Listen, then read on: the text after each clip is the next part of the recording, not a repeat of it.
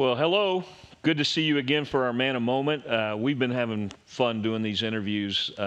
We have interviewed missionaries. We've interviewed people in our church with unique testimonies, and we're going to continue those. But today, we're going to be interviewing single moms, or those that have been single moms and their kids are grown now and they're kind of on the other side of it.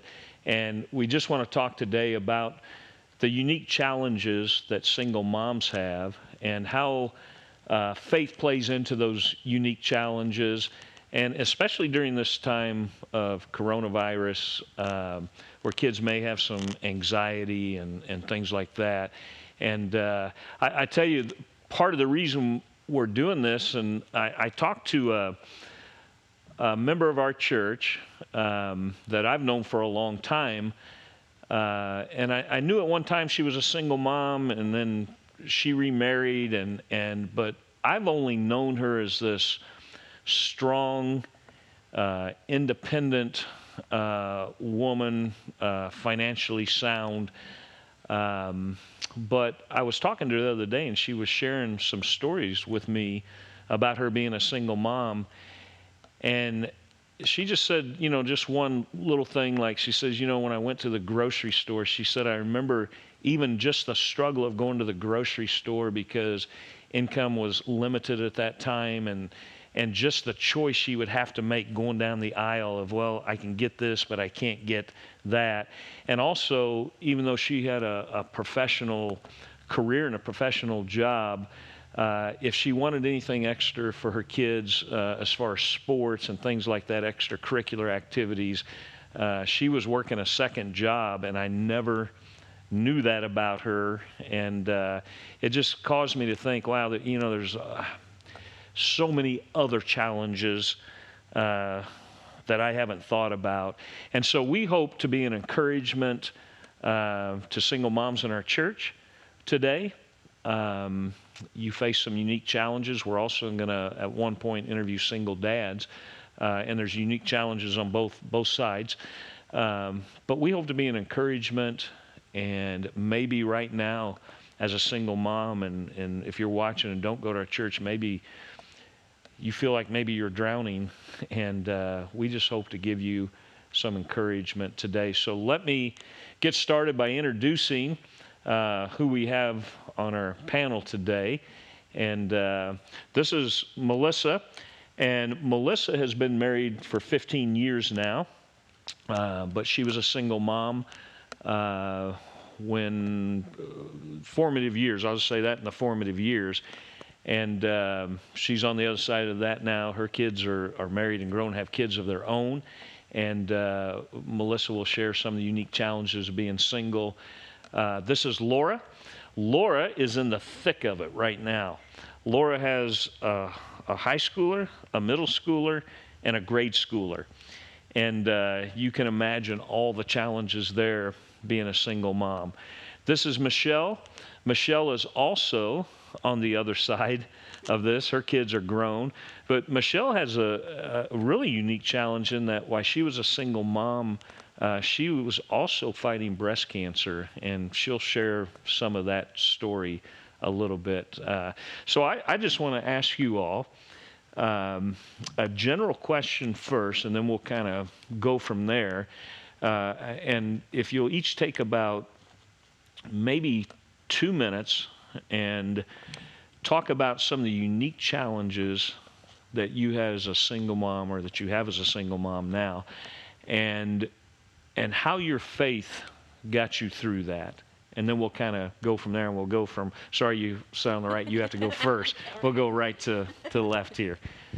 Well, I think as a single mom or a single parent in general, everything that you're doing alone. And so you question every move that you make, every decision that you make, you're questioning, is this the right decision? And all of that's kind of shrouded by what's hovering over you as, you feel like your kids have already been through a traumatic experience. You want to make sure that those decisions that you're making you're trying to make the best you can for them, and maybe what they need, what their needs are at the time, but you're struggling with all the other things that are coming at you. You've got finances, traumatic things that happen in the world, life events that happen. Can I stop you there? Sure. And save the second part about how your faith played into it, Yes. because I want to hear the challenges. So Sure. you and I talked right before this interview, and we were talking about the special challenge that single moms might have right now, and I want to hear from Right. you too, Right. Laura, on this, what your kids are thinking about this during this coronavirus. But you shared that you were single during 9/11. I was. And Yeah. tell us about that special challenge. You know, that was one of the hardest challenges, I think. As a parent, for one thing, your kids are nervous, right? They aren't.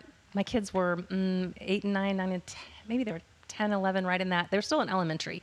And so they're nervous. They're afraid. They don't quite understand. They don't have the capacity to grasp the seriousness of everything that's happening.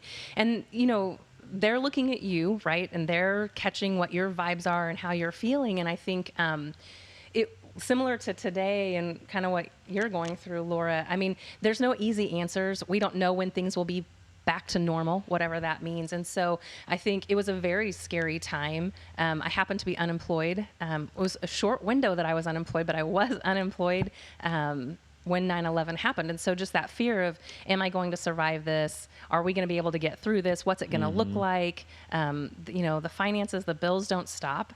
Yes. And you're, again, alone and trying to kind of weave your way through some of that. So I think there's some distinct challenges Sure. when you're going through, you know, national or this is global, Yeah. you know, Yeah. issues and things that Yeah. happen. It's just a very scary time, and you're trying to keep your kids encouraged because they sense when you're upset. And Yeah. it's a Yeah. hard thing to do because it's easy to be discouraged. Thank you. So, Laura, I want you to share some unique challenges too, but I do want to ask you to piggyback on this time of the coronavirus with your kids, a high schooler, middle schooler, and a grade schooler. Is that a unique challenge for you? Is there a little bit of fear with them, and how do you handle that? There is, and it, like you said, they're going to mimic what you're doing. So sometimes it's hard to keep your cool so that they keep their cool. So right now specifically, very similar to yourself, I job transitioned. I am lucky enough that I get to work from home, but I'm also training from home, and they can sense, okay, well, mom's busy, but I have homework questions. So not only am I mom right now, but I'm teacher right now, and I'm dad right now. Yes. So I have to maintain house, kids, and work all within the same day. And there's lack of sleep, which stresses you out more. Yes. So the coronavirus itself is crazy It's for added everybody. on top of everything else. Yes, Yeah. yes. So if this were back to normal and Corona were not a thing and it didn't exist for us right now, I'd be going into an office every day from 8 to 5, and I would still be equally as stressed. Who's going to make dinner? It's still me. Who's going to Yes. take care of the Yes. laundry? It's still me. Yes. My kids have chore charts and things they Yeah. have to do to help out because I can't Yeah. do You- 20 roles. Yeah, It's hard. If I can just interject here, I make this comment often, even with when our grandkids are over. I mean, we go all out for them, but it's everything for Glenn and I both to do it. And when they leave, we're like, how do single parents do this? Because it took all of us. It took both of us like 100% focus to do this. So hats off, and thank you for sharing that. And Michelle, as I said, you had a really unique challenge in raising kids plus breast cancer and working at the same time. So share a little bit about that time and the stress that would. Well, it was hard sometimes to keep. You might have to bring that up a little close. Thank you. It was hard sometimes in order to keep my head on my shoulders because, you know, I was working, raising my children. Granted, they were older, but I was still raising them. And then going in and doing my treatments and still going to work every day. Wow. And then, like you said, going in and taking care of the things that you need to. So, you know, my faith played a lot in it, that it was like when I was diagnosed, it wasn't why me, it was, okay, Lord, what next? So I think that my faith is what kept me really, really strong in order to help me to get through the things that I needed to get through. Great, great. Well, I want to pick up on something you said about you feel kind of alone. I do hear from both single dads and single moms that, man, it's really a couple's world out there. And I don't, because I am a couple, I don't notice it as much, obviously, but maybe talk to that, each one of you, or whoever wants to talk to that. Did you feel that? Do you feel that it's such a couple's world that you feel a little out of place? I do, for sure. Yeah. I know you're past it, but you did. I don't know about you yet. Like, this is going to be fun. Yeah, But, yeah. a lot of kids, even my kids' friends' parents, even if they're divorced, they're still working together. And I don't have that. Emma's dad is great. But for Isabella and Elijah, there's no contact. There's no support there because of our situation. And when the kids ask questions about that, well, hey, my friend XYZ gets to go to her dad's this weekend, and then she's at her mom's again on Monday. Just having simple conversations like that with the kids, Sure. then they go, Sure. well, let me see if I can figure out a sleepover time. And I'm like, what do you mean you figure it out? And they're like, well, I mean, I can talk to my friend about when they're at their mom's or their dad's and things Yeah. like, and I'm like, well, why wouldn't you want me to do it? And she's like, well, I just don't want to stress you out.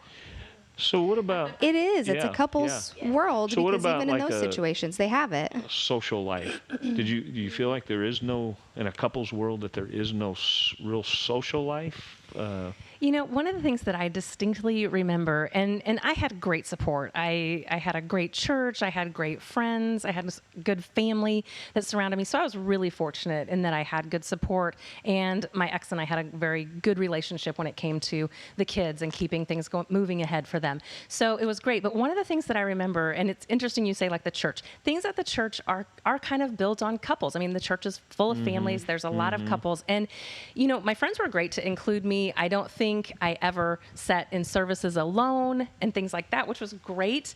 But one of the things I distinctly remember is we would have a great service or a social activity. We would go to someone's house and spend the evening, or a conversation would come up, and I would be driving home, and there's no one to just say, wasn't it hilarious when somebody did whatever? Or yeah. or you had some serious conversations sometimes. See, there's And one thing I would have never even Yeah, thought you of. just, Yeah. when you leave someone's house, you get in the car, Yep. like, that was Yep. great. We really had a good time. We need to have them over. We.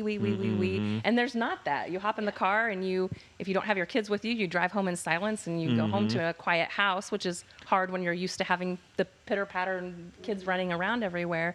Or you're trying to debrief the evening with your kids and they really don't care to hear your opinions of what the evening was. They usually did their own thing. It's interesting. yeah. I heard at our food pantry, I was talking to a lady that her husband passed away, and we have a prayer room there. If people want to, they come in and we ask them if we can pray for them. And we've never had anybody turn us down, but this particular lady started crying, and she said, "I can't believe that you would care enough to pray," and there was others in the room too. And she says, this means so much to me, because she said, I don't have anybody that I can talk to. And she had 4 kids, and she says, I can't tell my kids how I'm feeling. I cannot put that burden on them. And so I can't talk to them about it. Just to be able to share this. Did you ever have any of those feelings, or Michelle? I think that there were times that I did. I think that the hardest for me was, as far as my social life, I have kept very busy with my children because my children were my social life. Sure. But when I tried to get into church groups, and one particular one time it was all couples, and I was the only single one in there, and I felt so uncomfortable because it was so couple oriented. So for me, it's easier to be in a group where it is single people or people who are going through, the same process like you are right now. So it's easier to relate. So for me personally, that was my support group, were people who have already gone through it or are going through it. So that's where I found more comfort, because it was easier to relate. Right. You right. know?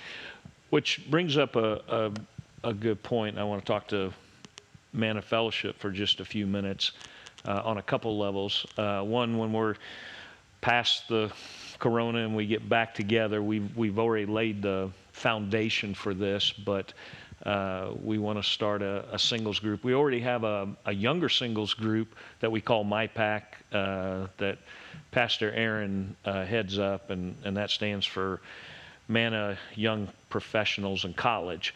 But we realized we needed a singles group, both guys and ladies that are in the mix of things, either with kids or past kids, and just as Michelle said, feels a little more comfortable.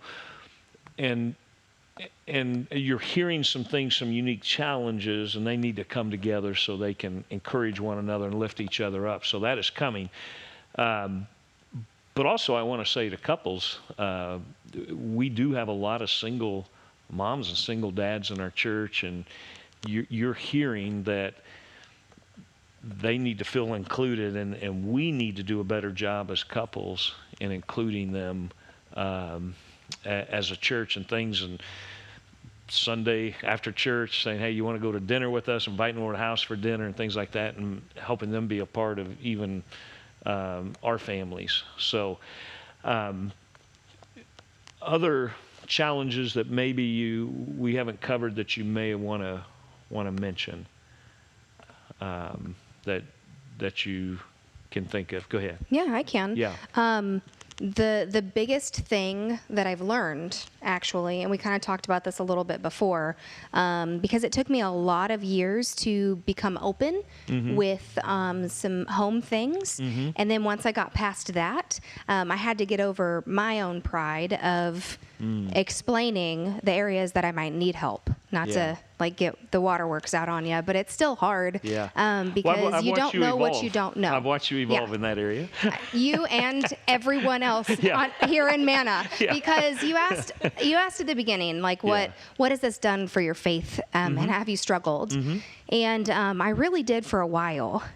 I don't know if I would have made it without our congregation. And that's because I've never not felt included. There have been so many people that have reached out to me, but I had to ask for help and make my situation known first. So I guess what I'm trying to say is you've got to drop the walls, and you have to break down and be completely vulnerable and open up in order for somebody to reach out and know that you need any help at all. Because some people, I've been told for years, like, you're a rock star, you're a superstar. How are you doing this? And I'm like, what in the world do you see? Because that's not what's happening. I cry every night, and you're lucky I haven't turned to alcohol. And you know, like, I'm being completely honest, but people have looked at me and said, you are so strong. How are you doing this? And I'm like, you have no idea then. So I want to talk to you. I you got to open up. And I grew up in a single home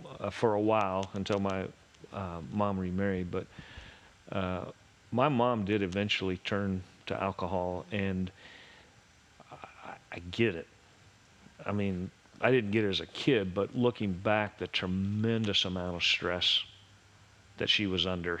I'm not saying that's the right thing to do, but I get that thought of that, that vice, and it's a tremendous amount of stress. Well, and we've talked about that as well in a different time period and a different time frame where people weren't so open. Yes. There are so many mental health resources, and my new favorite phrase in life is that you don't know what you don't know. Yes. What I didn't know, I mean, we talked about like sports and how are single parents doing things alone financially that they were previously doing with a partner.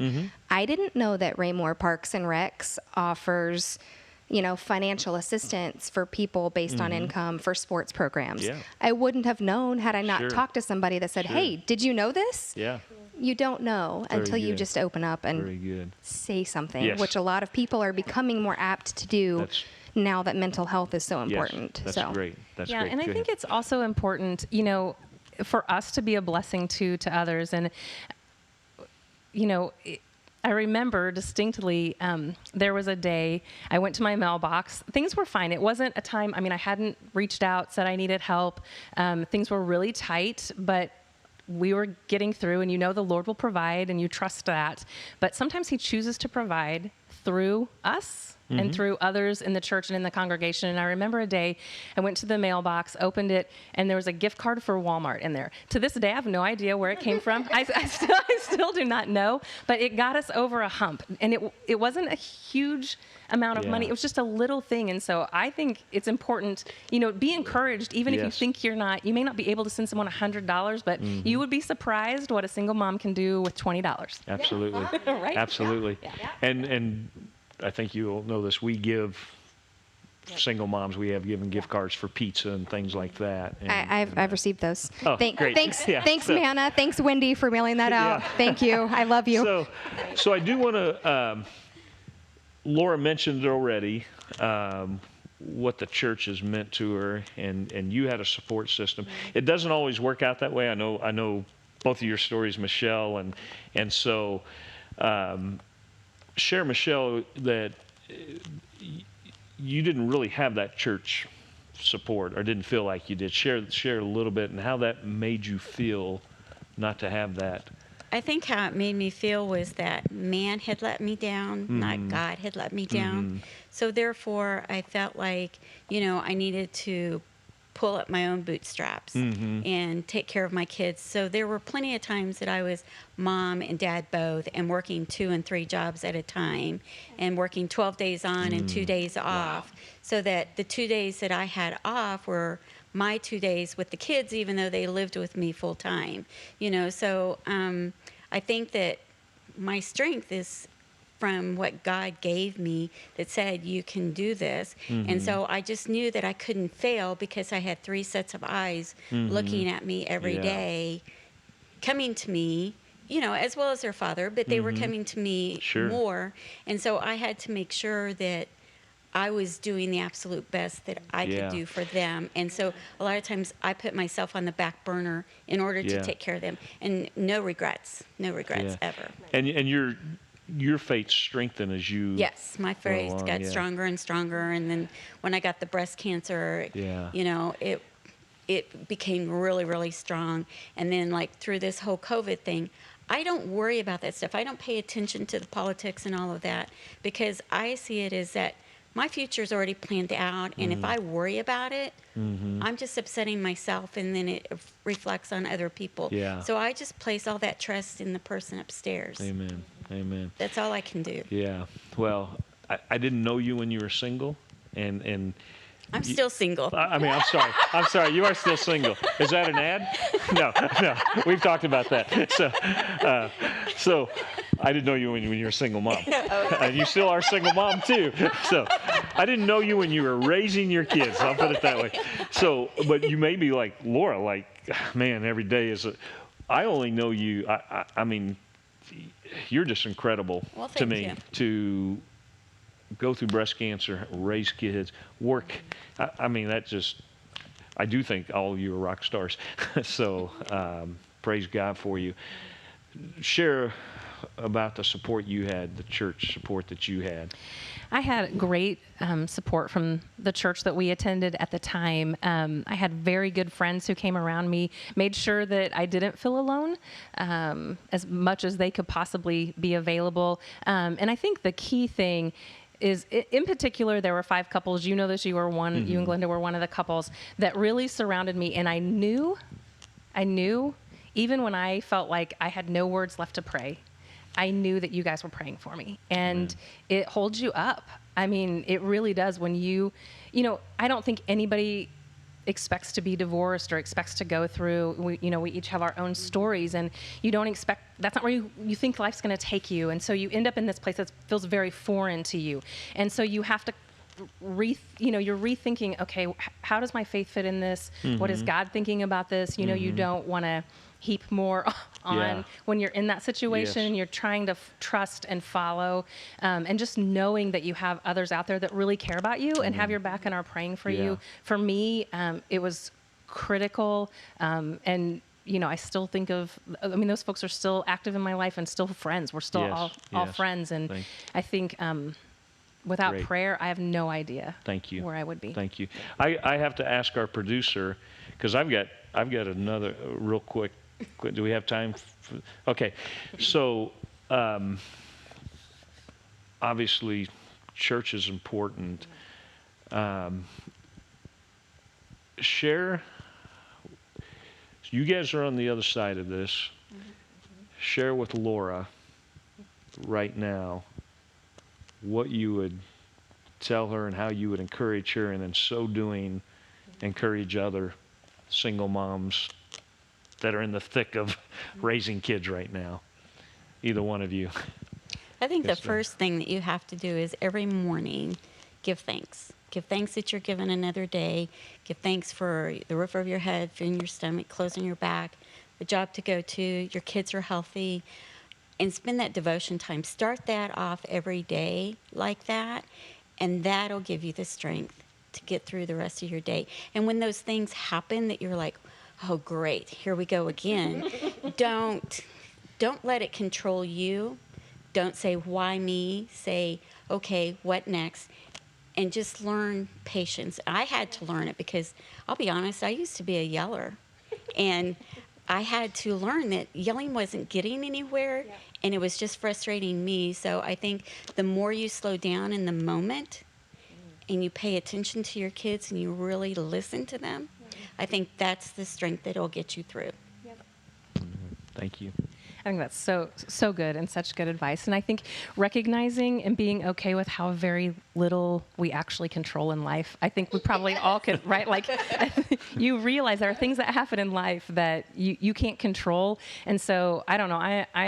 I like when I can control things. And so I think that acknowledgement that God is in control, he really is. And having the trust there just to say, God, I don't know what you're doing or why you're doing it. And maybe I'm even frustrated about it. But I trust that you're going to get me to the other side of it, is so important. And again, prayer, I think you talked about, a devotion in the morning and thinking through that. And then, you're not alone. You feel alone, but you're not alone. Right. And God is with you, and there's others around you. So I think that prayer, you just calling out to God whenever. I don't think I probably had the least fancy textbook prayers ever when I was a single mom, because you're like, the kid's doing something and you're just like, Lord, help me. Like that's all you have time for, right? But just that constant communication, it does help you feel less alone. And I think, and God's definitely, the Holy Spirit lives in you, right? He's giving you that guidance as you go through. So you feel like you're doing these things on your own, but not as alone as you maybe feel Yeah. at times. Yeah. Well, Yeah. thank you. I want to thank each of you for sharing. I know this is not easy, especially in front of a camera, but I think it'll be encouragement. And I just want to say to those that are single at Manna Fellowship, we love you. We do understand there's some unique challenges, not as much as we need to, but we're learning. And here's 3 ladies right here that if you're going through the thick of things and feel like maybe you're drowning, I know that any one of these ladies would love to talk to you and share with you and pray with you and lift you up. And I want to say we love you, but more importantly, God loves you. And he is the one that will see you through. He said we can cast all of our care upon him, for he cares for us. He said, come unto me, all you that are burdened and heavy laden, and I will give you rest. And maybe even today you're going through something where you just need to lay it at Jesus' feet and say, God, I can't handle this. You have to take this burden from me. And also, I think Michelle mentioned it, and Laura mentioned it. Call somebody, talk to somebody, and get the help. You don't know what you don't know. Thank you for listening and watching, and we'll see you next Thursday in the Manna Moment. God bless.